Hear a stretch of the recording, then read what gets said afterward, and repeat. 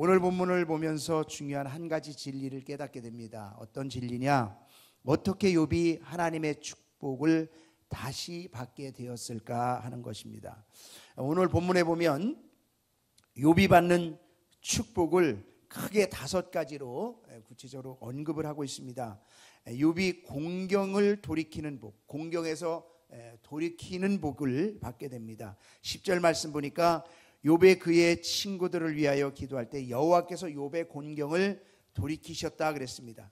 지금까지는 계속해서 이런저런 정말 말로 형용할 수 없는 그런 역경과 어려움을 당하는 그런 삶 가운데 있었는데, 그 지금까지 어려운 환난 가운데서 하나님께서 돌이키시는 역사가 일어나기 시작했다는 것입니다.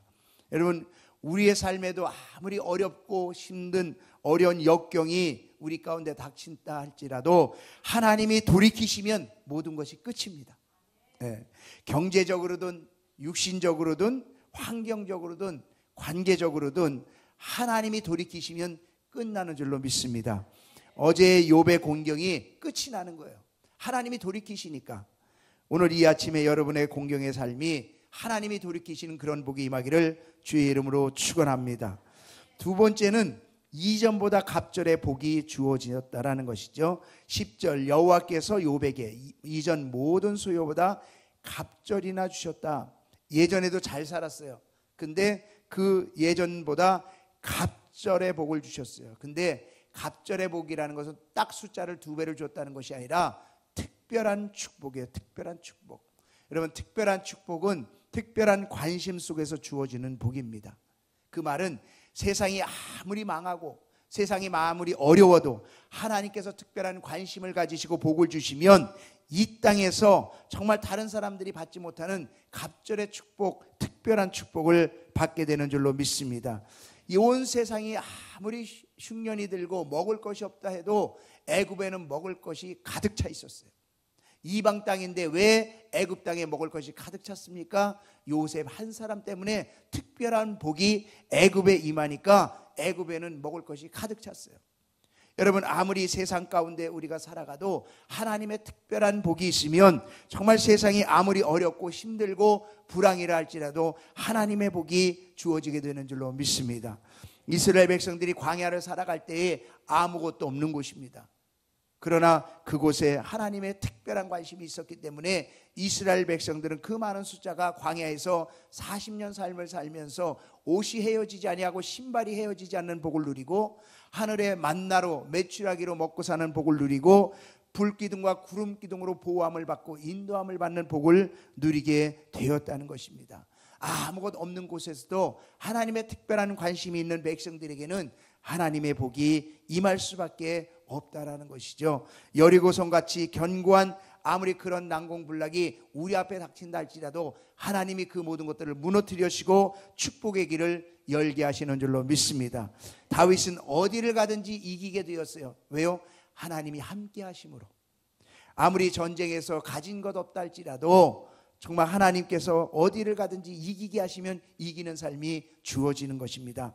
이런 특별한 축복이 우리 가운데 있기를 주의 이름으로 축원합니다. 세 번째는 인간관계의 회복이 이루어졌어요. 11절에 보니까 모든 형제와 자매와 이전에 알던 이들이 다 와서 그의 집에서 그와 함께 음식을 먹고, 자신이 정말 힘들고 어려울 때 욕을 하고 다 떠났던 사람들, 외면하고 떠났던 사람들이 다 다시 돌아왔어요. 사람은 이 땅에서 혼자 살 수 있습니까? 없습니까? 없습니다. 왕따라는 단어 참 안 좋은 단어고요. 그 왕따라는 단어는 우리를 슬프게 하고요. 왕따라는 단어는 너무나 많은 일들을 일으킵니다. 스스로가 왕따가 되는 사람이 있고 사람들이 왕따를 시키는 경우가 있습니다.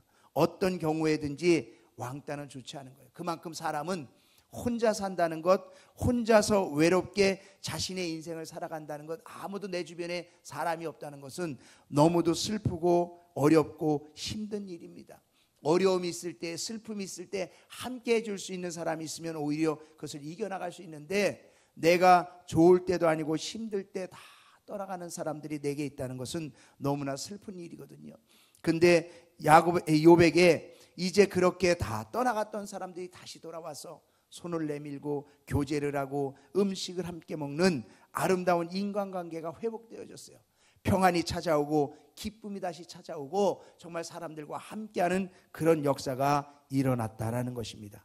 이런 인간관계의 회복이 일어나기를 주의 이름으로 축원합니다. 그래서 수없이 많은 사람들이 내 주변에 가득 차고 정말 함께 웃고 기뻐하며 즐거워하는 아름다운 믿음의 교제가 이루어지기를 주의 이름으로 축원합니다. 네 번째는요, 위로함의 복이 주어졌습니다. 11절에 보니까 여호와께서 그들에게 내리신 모든 재앙에 관하여 그를 위하여 슬퍼하고 위로하고 캐시트 하나씩 금고리 하나씩을 주었더라. 사람들이 이 욥에게 와서 위로합니다.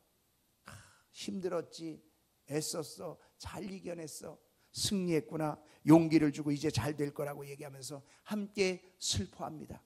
여러분, 물질을 주면서 서로 돕고 위로하면서 격려하고 힘을 얻는 일이 일어납니다. 사람에게 연약할 때에 누가 와서 말 한마디 해주는 것, 그것이 얼마나 큰 용기가 됩니까? 정죄하고 판단하기보다는 오히려 용기를 주고 힘을 주고 할 수 있어, 다시 한번 일어나봐, 잘할 수 있어라고 용기를 줄 때 그 사람은 큰 힘을 얻게 되는 거거든요. 여러분, 우리에게 그렇게 함께 슬퍼하고 위로할 수 있는, 용기를 줄 수 있는 믿음의 사람들이 많이 모여드는 그러한 복이 있기를 주의 이름으로 축원합니다. 다섯 번째는 건강의 복이 주어졌습니다. 17절에 보니까 욥이 늙어 나이가 차서 죽었더라 그랬습니다. 늙어서 나이가 차서 죽었어요. 갑자기 죽은 것도 아니고 병이 걸려서 죽은 것도 아니고 일찍 죽은 것도 아니고 살 만큼 살다가 죽었다라는 거예요. 여러분, 이 땅에서의 가장 큰 복은요, 아무 문제 없이 살다가 살 만큼 살다가 죽는 것이 가장 큰 복인 줄로 믿습니다. 욥은요, 고난은 받았지만 고난 이후에 이 땅에서 모든 사람들이 부러워하고 사모하는 모든 복을 다시 다 받게 되었습니다. 공경에서 돌이켜지는 복, 또 하나님의 특별한 축복의 복, 인간관계 회복의 복, 위로함의 복, 건강의 복이 그에게 주어지게 되었습니다.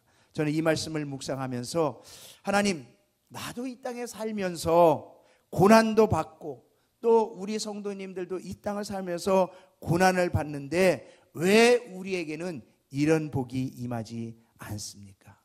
이게 저의 묵상의 질문이었어요. 여러분, 억울하지요? 그렇지 않습니까? 욥도 이 땅에서 고난을 받고 우리도 이 땅에서 고난을 받고, 욥도 하나님을 잘 섬겼고 우리도 하나님을 열심히 섬기고 있는데 왜 욥에게는 이런 복을 주시고 우리에게는 이런 복을 주시지 않습니까? 물론 하나님이 다른 복들도 주고 계시지만 욥이 받은 이만큼의 복을 이야기하는 거예요. 그러면서 또 하나의 질문을 하게 됩니다. 하나님, 이런 복을 받으려면 어떻게 해야 합니까? 저의 질문이 이것이었습니다. 우리도 하나님을 섬기고 살아가고 그 속에서 욥처럼 정말 때로는 힘들고 어려운 역경 속에서 하나님, 공의로우신 하나님인데 의인이, 믿음의 사람이 왜 이렇게 어려움을 당해야 하고 왜 악인은 저렇게 잘 먹고 잘 살아야 합니까?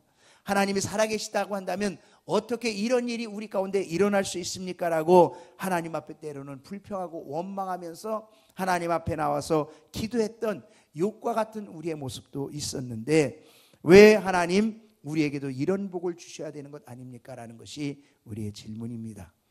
그런데 오늘 본문을 더욱 유심히 살펴보았더니 욥이 여러 가지 이유가 있어서 하나님께서 복을 주셨겠지만 한 가지 본문을 통해서 발견할 수 있는 것은 이거였습니다. 10절을 보니까 욥이 그의 친구들을 위하여 기도할 때에 이런 일이 일어났다. 욥이 그의 친구들을 위해서 기도할 때에 어려운 역경이 물러가기 시작하고 회복하기 시작하고 하나님께서 특별한 관심과 축복의 역사가 일어나기 시작하고 사람들이 몰려들면서 위로하고 용기를 주고 세워주는 역사가 일어나고 그리고 하나님께서 주시는 건강의 복이 그에게 일어나기 시작했다는 거예요. 기도할 때에 누구를 위해서? 그 친구들을 위해서 기도할 때 오히려 자신을 정죄하고 힘들게 했던 친구들을 위해서 중보하며 위에서 기도해 줄 때에 축복의 통로가 열리기 시작했다는 거예요. 여러분, 욥은 어제 우리가 깨달은 은혜가 있었습니다. 욥은 이렇게 고백했어요. 내가 귀로만 듣던 신앙이었는데 이제는 눈으로 보는 신앙으로 바뀌었습니다. 귀로만 듣던 신앙이었는데 눈으로 보는 신앙으로 바뀌었습니다. 그 이유는 뭐라고요? 깨닫는 역사가 있었다는 거예요. 깨닫는 역사가 있었다는 거예요. 욥기 42장 1절에서 6절을 한번 보면요, 욥이 여호와께 대답하여 이르되 주께서는 못하실 일이 없사오며 무슨 계획이든지 못 이루실 것이 없는 줄을 아오니 무지한 말로 이치를 가리는 자가 누구이니까 나는 깨닫지도 못한 일을 말하였고 스스로 알 수도 없고 헤아리기도 어려운 일을 말하였나이다. 내가 말하겠사오니 주는 들으시고 내가 주께 묻겠사오니 주여 내게 알게 하옵소서. 내가 주께 대하여 귀로 듣기만 하였사오나 이제는 눈으로 주를 배움나이다. 그러므로 내가 스스로 거두어드리고 티끌과 재 가운데서 회개하나이다.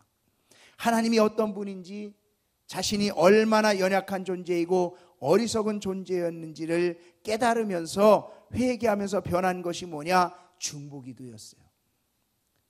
나 자신의 아픔과 힘듦 때문에 하나님 앞에, 하나님 공의로우신 하나님 맞습니까? 하나님, 의인이 이렇게 어려운 가운데 처하는 게 맞습니까? 악인이 저렇게 잘 살아가는 게 맞습니까? 정말 하나님 앞에 불평하고 원망하던 이 욥이 정말 깨닫고 귀로 듣던 신앙이 아니라 눈으로 보는 신앙, 그것은 성숙의 신앙 아닙니까? 변화의 신앙 아닙니까? 날마다 하나님 앞에 나와서 말씀과 기도를 통해서 정말 깨닫는 것이 눈으로 보는 신앙이거든요. 그런데 그 눈으로 보는 신앙으로 깨닫는 일이 일어났을 때 제일 먼저 한 것이 오늘 본문에 기도하는 거였어요. 자신을 위한 기도가 이제는 아니라 나를 힘들게 했던 사람을 위해서 기도하는 거예요. 그 사람을 축복하는 겁니다. 그 사람을 위해서 진심으로 기도해 줄 때에 하늘문이 열리고 축복의 역사가 일어나기 시작했다는 것입니다. 사람은 자신을 힘들게 한 사람을 용서하기가 어렵습니까? 쉽습니까? 어려워요. 눈에는 눈, 이에는 이. 뭔가 갚아줘야 시원하지 않습니까? 네. 갚아줘야 속이 시원해요. 그 다음은 어떻게 될지언정 갚아줘야 시원해요. 그런데 하나님은 축복의 통로를 막고 있다고 얘기하는 거예요. 그래서 주님은 7번씩 70번이라도 용서하라는 말씀을 해주십니다. 왜? 그렇게 할 때에 축복의 통로가 열리기 때문에. 제단에 예물을 드리려고 하다가 나하고 싸운 사람이 있으면 가서 화해하고 와서 예물을 드리라고 얘기합니다. 왜요? 그 제단의 축복의 통로가 열리게 하기 위해서. 여러분, 욥기를 통해서 주님은 우리에게 다른 사람을 위한 진실된 기도를 통해서 축복의 통로를 열으라고 말씀하고 있습니다. 이 아침에 우리에게 매였던 사람들이 있다면 우리는 그 사람들을 위해서 오늘 이 아침에 기도하는 거예요. 그리고 축복해 주는 거예요. 그것이 하나님이 우리를 축복하시는 축복의 통로가 되는 줄로 믿습니다. 욥에게 주셨던 그 축복이 우리에게 그대로 임하는 귀한 새벽, 이 아침이 되기를 주님의 이름으로 축원합니다.